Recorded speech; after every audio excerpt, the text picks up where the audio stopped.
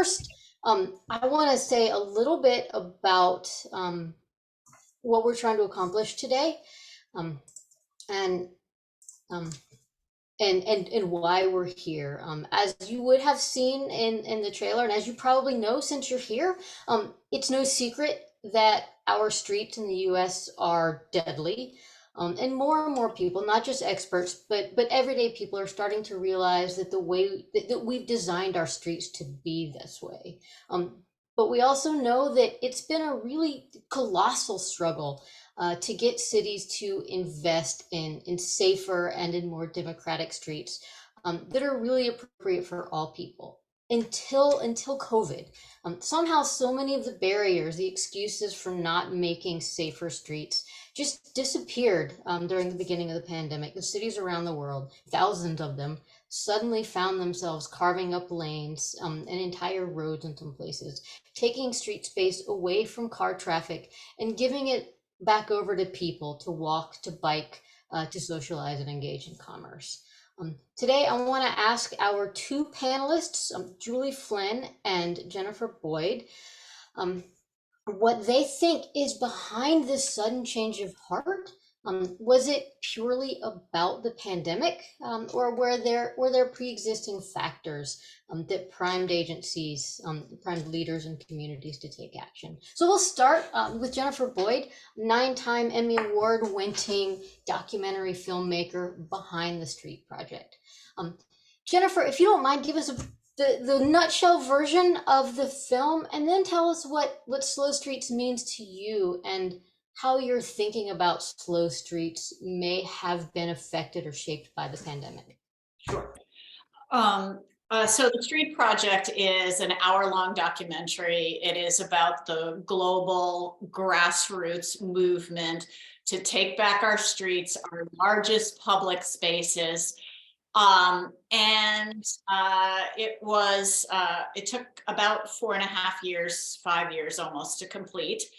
It is being distributed through PBS International. It is a really positive story about change, about the possibilities for change. And aside from streaming, now communities around the country are licensing it and using it as a tool to help spread the message, help to enhance the good work that they're already doing in their communities, because sometimes having stories can help and bring in a larger group of people that don't live and breathe this topic on a daily basis. And so just quickly to say, when COVID hit, I was in the middle of production and I canceled 30 days of shooting in 4 countries. And over the course of 2 years, that project was sat on a shelf. And I didn't really know where it was going to go. The news about how we were using our streets was changing. And it actually became quite fascinating, because by the time I was finally able to start shooting again, it was the middle of July, and it suddenly was a story about 34th Avenue in Queens, which at one point was the epicenter of COVID in the United States.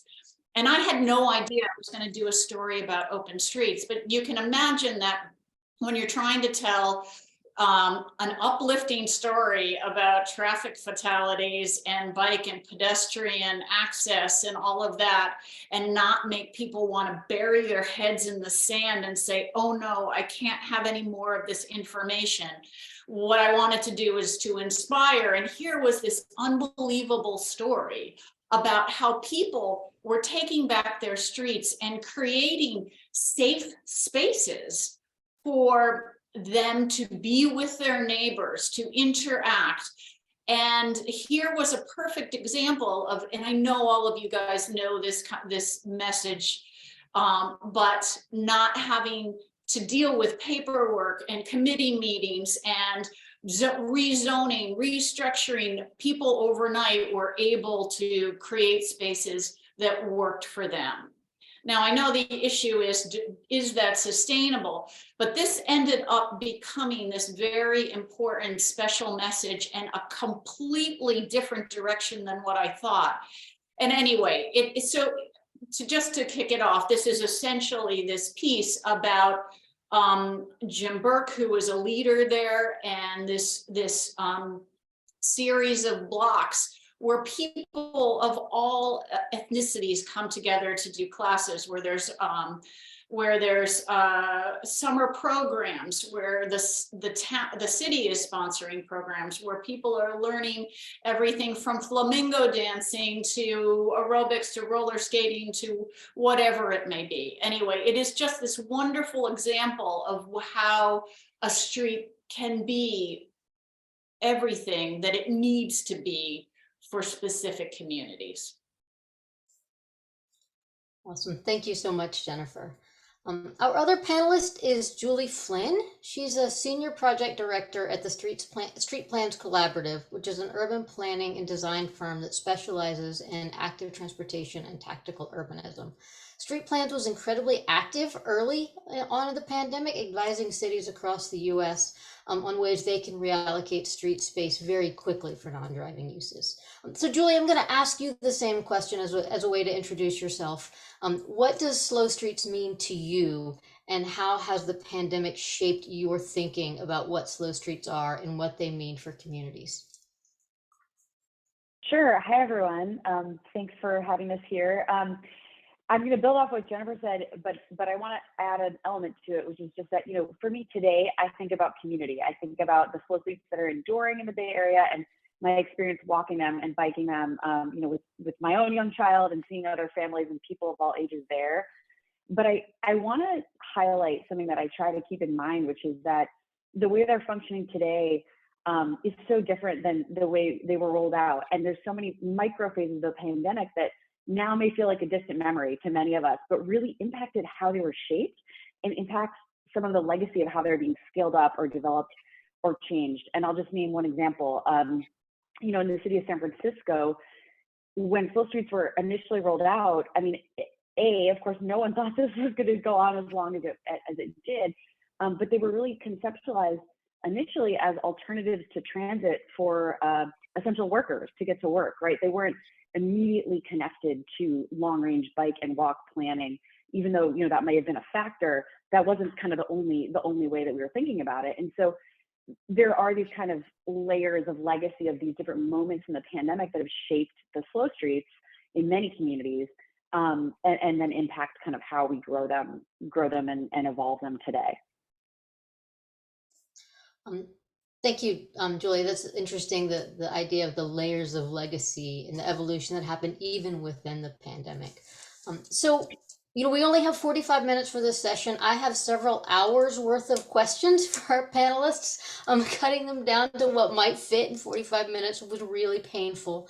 But we're going to try and get through some of the bigger ones. If you have questions for the panelists and for the audience, please submit them however you're supposed to submit questions in this forum, and we'll try to get to some of them, but no promises, because again, it's a short session.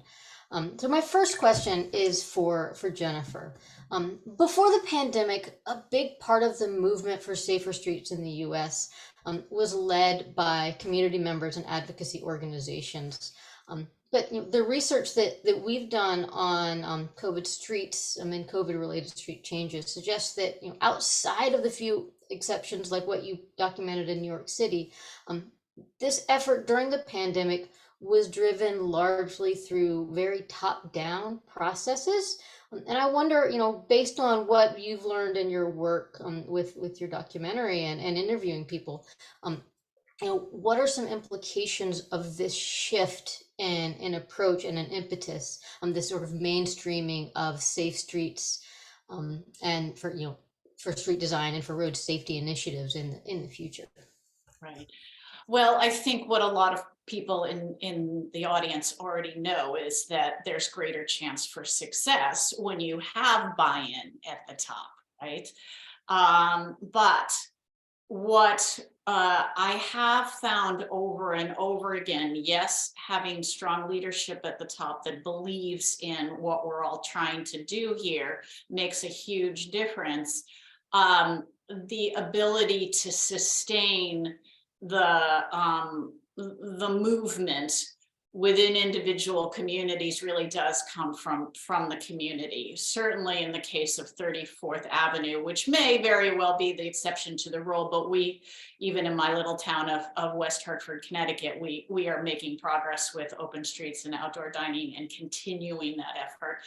And it does come to people, come down to people in the community really being very supportive, and not just the bike advocacy group and not just the pedestrian safety group, but people in the community suddenly saying that yes, life is in fact better this way. But of course, we know that there's lots of stumbling blocks if it's expensive.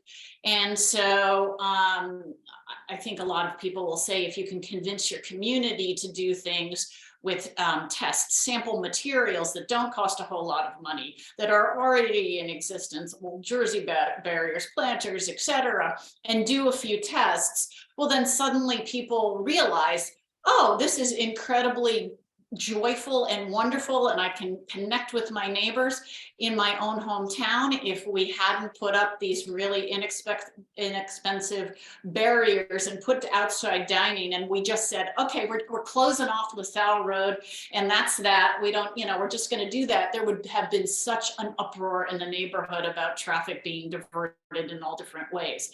But this ability to sort of test, and then for the community and the restaurants to say, okay, well, it isn't so bad that the cars aren't parked in front of the restaurant. It's okay. People are out there, they see people, they're dining, they're connecting. It's actually helping our business. That really makes a difference. So to answer your question, of course, top-down support, of course, people at the grassroots from all different angles makes a huge difference. Yeah, thanks for that, Jennifer. And I think, one of the things you touched on in your response was the advocacy pool grew so much through these community efforts in a way that seems to have been very unique to COVID. And I think maybe part of that is because all of our lives were upended. Everybody had to do things differently. Everybody's kids were home from school and screaming in our ears all day. We were all getting some sort of cabin fever. People were a lot less excited about riding public transport. People are a lot less excited about going places in general. And so there are a lot more people that said, wait, why can't we use the streets? And I think that's clearly part of it. The top-down aspect is one that fascinates me, because all of those people then had to say to their community leaders, do something. Because all of this big new audience, this new pool of advocates, hadn't had that experience coming through these community level advocacy. And so in a sense, I think the top down was a necessary component, for sure. Yeah. My next question is for both of you.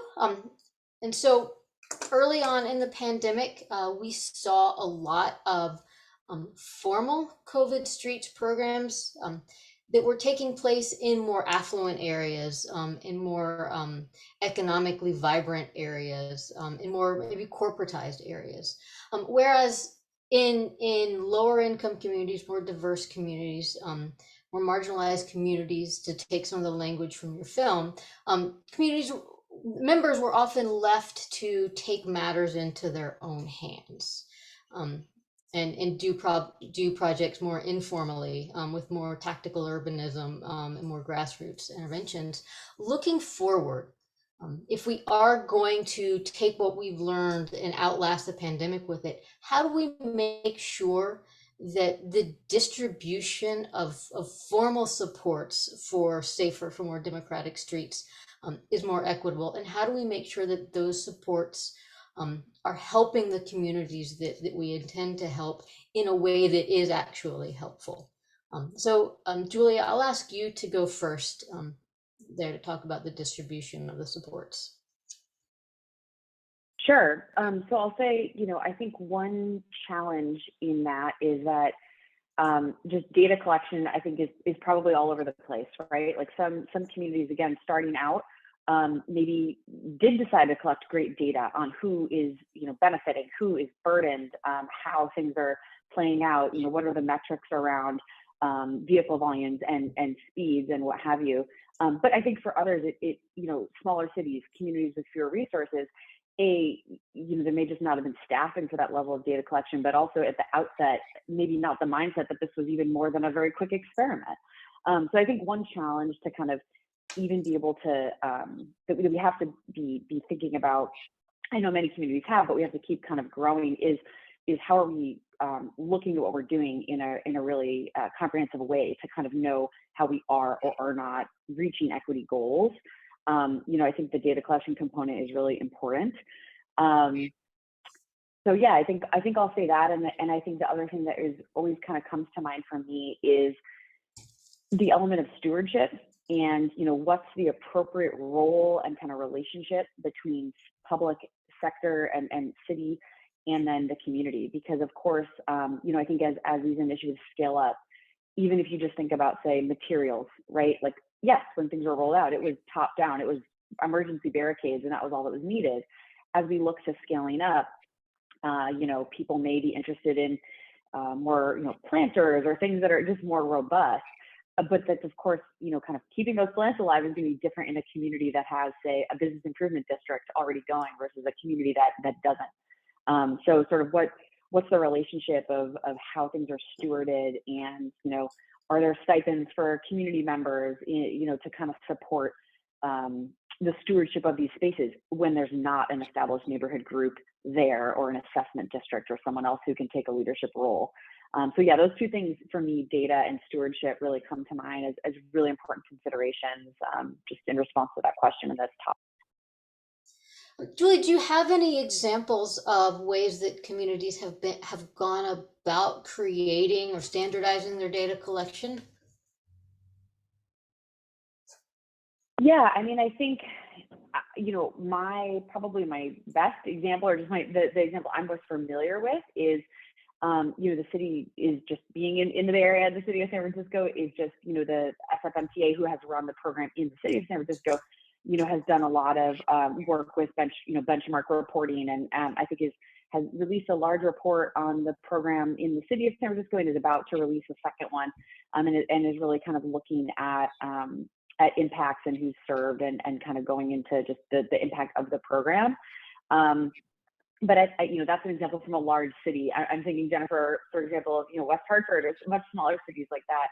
I think there's a lot of diversity of sort of tactics, and in many cases maybe relying on things that were already in place, to kind of systems that were already in place, surveys, or ways of monitoring, traffic, or other such things, because building such systems uniquely to measure these programs is expensive and is resource intensive. It's different in bigger cities versus smaller communities, and then even from neighborhood to neighborhood.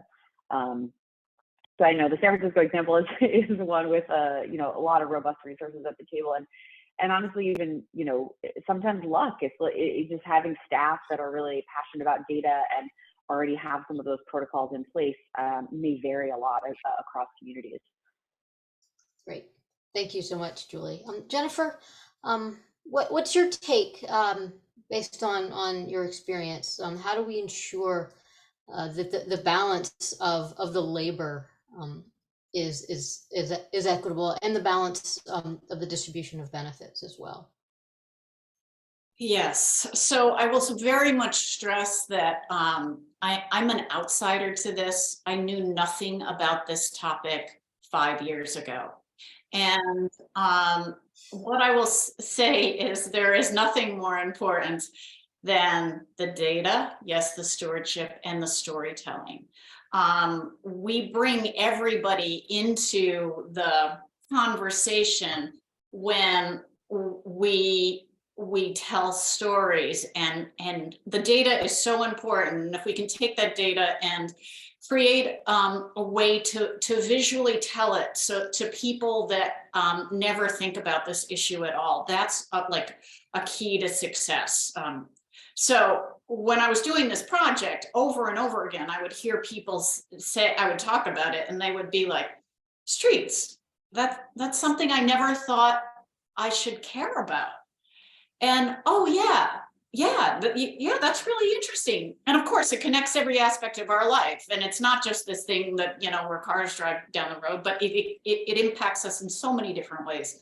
So I guess I would say the including the story, however the story works for that local community is so important, and everybody can create stories these days on their cell phones, and testimonials, and keeping it positive and hopeful, and bringing everyone in to imagine what it really can be, and then having the data to support it is a really powerful combination. And I love that idea of including the story and empowering people to be able to capture their stories and include that with the data, and then empowering our planners and our transportation professionals to be able to see both of those as data, the hard numbers and the stories that are coming from the community, and that's always been a challenge. My next question is a bit of a loaded question for Julie. And it's about, was planning and plans in particular, was that relevant during these early days of the pandemic? And how do we make sure that the professional planning and the plans that we create now can guide us through future disruptions, and future business as usual situations? And I realize that is a big question, but yeah, it's the short version. No, it's a great question. It's a great question. And I think it gets to the point I was making at the beginning that, like, it wasn't only plans that mattered at the beginning, right? It was also these, emergency alternatives to transit routes or what have you. But I do think that for many communities, and I don't necessarily view this as a failure, it's like, was it wholesale implementation of every neighborhood greenway, as a slow street? No. But did the characteristics and the things that we had sort of done as communities, let's say to think about our bike and walk networks, did those serve as kind of the bedrock of some of the criteria that might have determined what was an appropriate location for a slow street? I think in many communities they did. I mean, I know here in the Bay Area, both in the East Bay and in San Francisco, absolutely that was the case. I know, we've done a lot of work on the Slow Streets program in Miami Beach, same there, right? So I think that the plans, it's like anything. It's like you in life, right? Like it helps to have a plan in place, but you also have to be able to be nimble and know that, whatever you plan for is never going to be exactly the way that it pans out. And so I think, when I think about how slow streets are being scaled up now, I do think, different communities have different names for them in their walk and bike and active transportation planning. Are they, neighborhood greenways of Portland and other cities? Are they neighborways in San Francisco? Green connections is another term in San Francisco that has been used. But I do think that we're continuing to kind of reference those plans and the kind of visions because of the community engagement that went into them to kind of help us inform how slow streets rolled out. To your question in terms of like, well, then how do we roll in this lesson that something like a pandemic, how do we make sure our plans are relevant going forward? To me, that's where just this continued idea of kind of tactical urbanism and this spectrum of, from pop-up to poured concrete. And when we think about our infrastructure, how we use that as a tool remains really important. I think one thing that was interesting about the pandemic was just how it was very top down, the way the streets, many slow streets were rolled out. But they weren't permanent, and it was sort of a real life rendering. I mean, Jennifer, you speak to this sort of experience that people got to have instead of just a photo simulation of what their street could be. They were in it themselves. And so, I think so long as we're remaining nimble in responding, I think at the height of the program, the city of San Francisco had 35 slow streets. Not all of those are still around. That's okay. Some of them didn't work. They went away.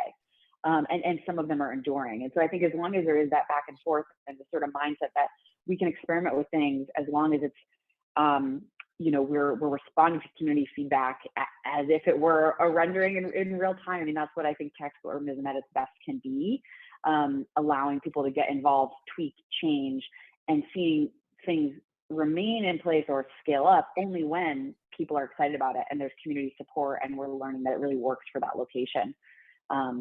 So I hope that kind of gets at the answer to that question. It is a loaded question and there's a lot there, but so, I guess my final thought would just be that, like, when we are producing our plans, our long range plans, how are we breaking those down into smaller bites? How are we thinking about action and phasing and things we can do now? Because we can't wait forever. Our streets are deadly, as you kind of opened, in many cases. And so this toolkit remains really important, I think, moving forward. And I just wanted to add what is interesting about 34th Avenue and some of the other places that I looked at, but is that it in fact did come from the residents themselves, and they very proudly talk about the network of volunteers. Now, they're not the perfect example because their street is actually closed, but certain hours of the day to through traffic. But what is interesting about the example is that it works for them. It works locally for them, and it is led by volunteers. Now the New York DOT is providing funding and is much more involved in it.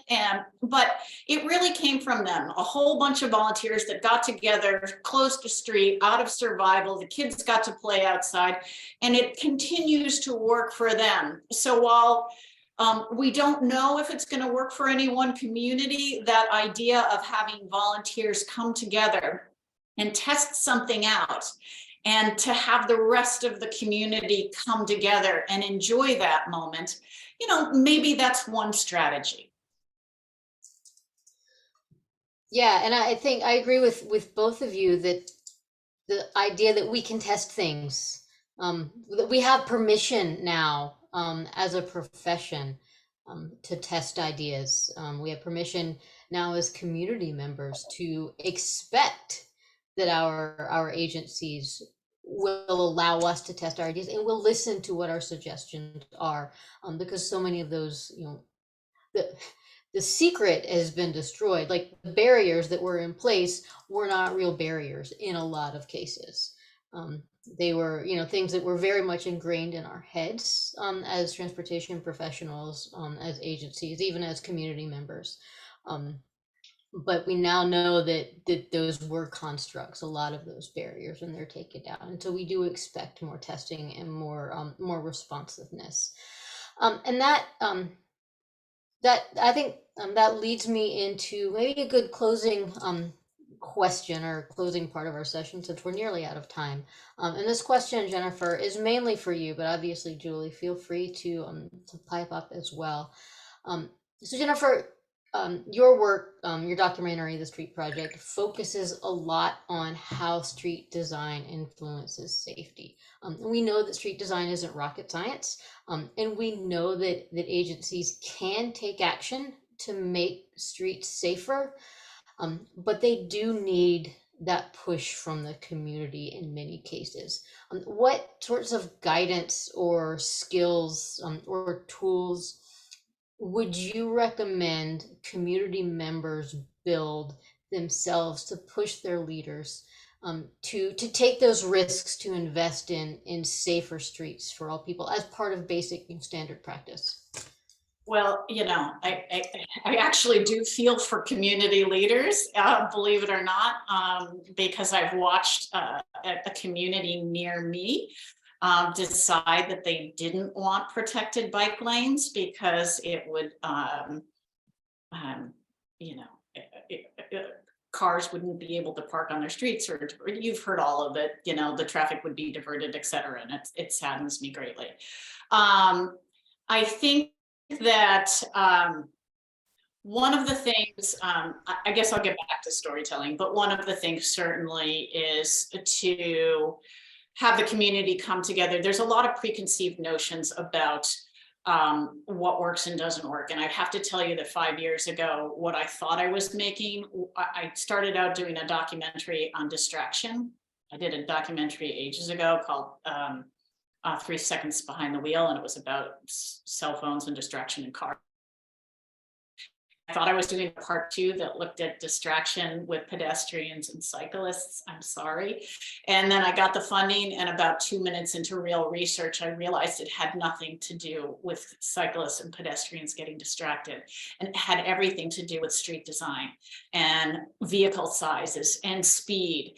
And I do say I get back to storytelling, because the best example you can show is, there's one section in our doc where there's the giant truck. Some of you have seen this in other places, and all the kids lined up, and there's 17 feet and a whole bunch of kids, and the driver still can't see the kids. So it's those visual moments that help tell the story. Oh my God, aha. It is the 3D graphics that show the differences in speed if you get hit at certain speed levels. These aren't things that people think about on a daily basis. We're all thinking about them on a daily basis, but everybody else isn't. So those mediums that people use every day, their cell phones, their YouTube scrolls, etc. It's a powerful tool. That's how PR campaigns around the world happen, through the visual side of things. So that's all I have to say, is be able to show it in a way so that people don't want to put their heads in the sand. They want to be able to see solution with every image, every story that's told. And it needs to be really short.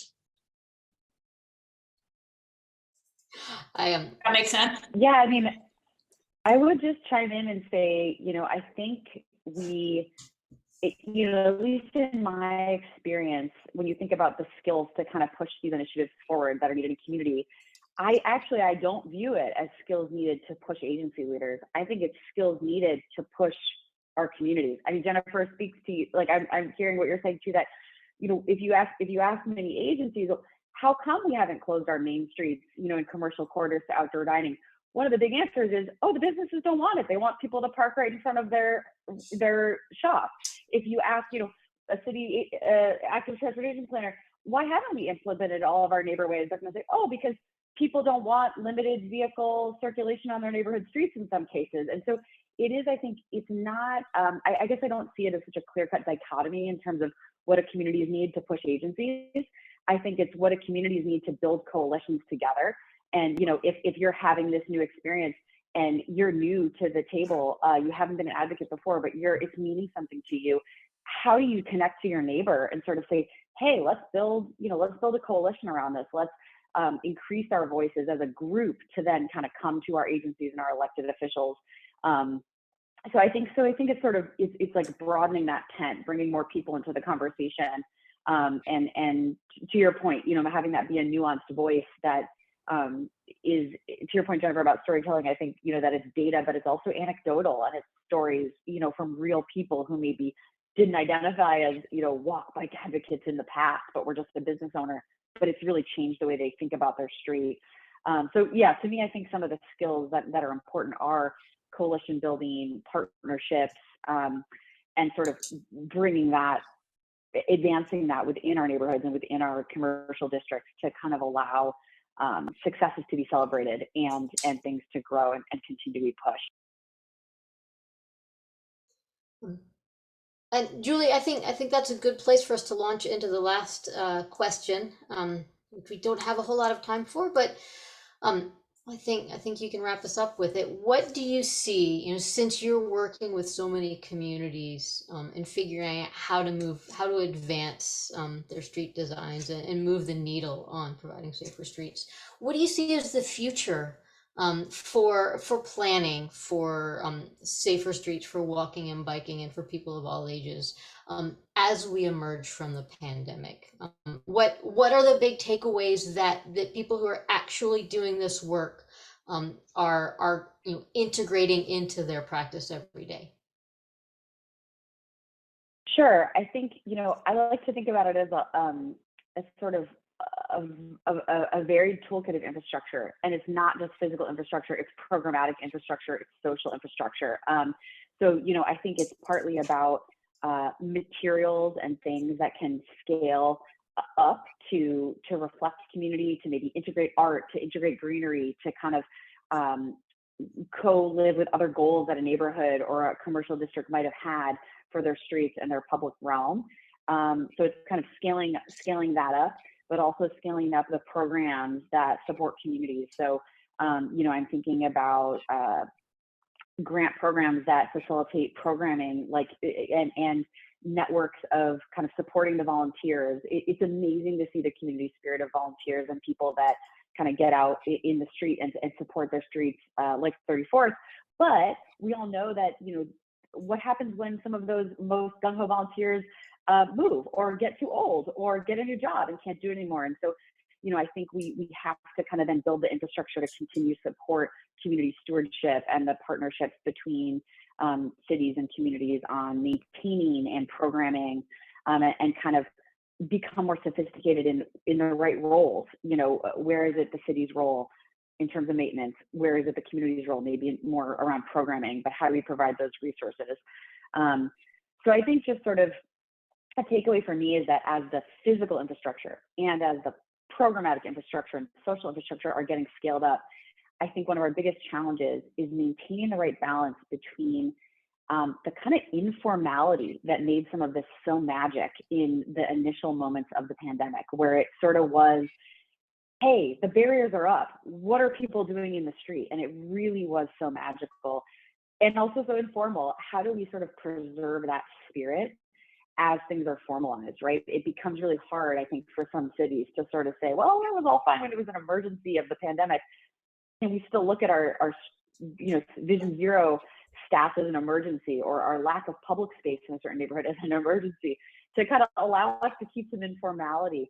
Or, are these programs going to become so permit heavy that it's, they die on the floor, like many of our, best ideas for community gatherings and other things can at times. So I think that balance is where the kind of challenge lies as we scale this up of, formality and kind of scaling and institutionalizing without losing the spirit that made it so magical. Before we go, because I know we only have a minute, I do want to put a plug in if anybody is interested in hosting a screening of the Street Project. If you go to thestreetproject.com, you can learn more about hosting it and hosting a screening in your community. Thanks, Jennifer. Thanks, Julie. And thanks to the Bike League for supporting this panel, and for all of you for being here. I want to stress that, there are so many lessons that are just hiding in the experiences of communities from the pandemic. I'm not sure how many of you are transportation professionals in here, but we are at a watershed moment for our field. We've got to capture these lessons, these experiences before we forget about them, and remember that we may be coming out of the pandemic. Hopefully, it may be a little bit debatable at this point, but we're starting to understand what it is and how to live with it. But that doesn't mean that we aren't living through multiple other crises. We have been, globally in a state of crisis for a while. This one moved the needle. This one changed practice. How can we make sure that we don't slide back to our old ways, to our old barriers and old inhibitions and practices, but instead we capture the lessons, capture the stories, the experiences that are in our communities now, before we lose them, and we can take our lessons, good and bad.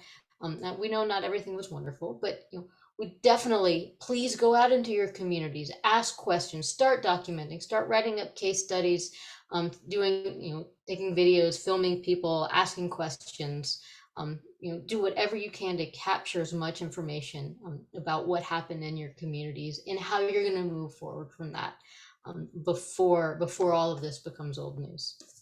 Thank you so much to everybody who is here, especially to Jennifer Boyd and Julie Flynn for sharing their amazing insights with us. Thank you, Tab.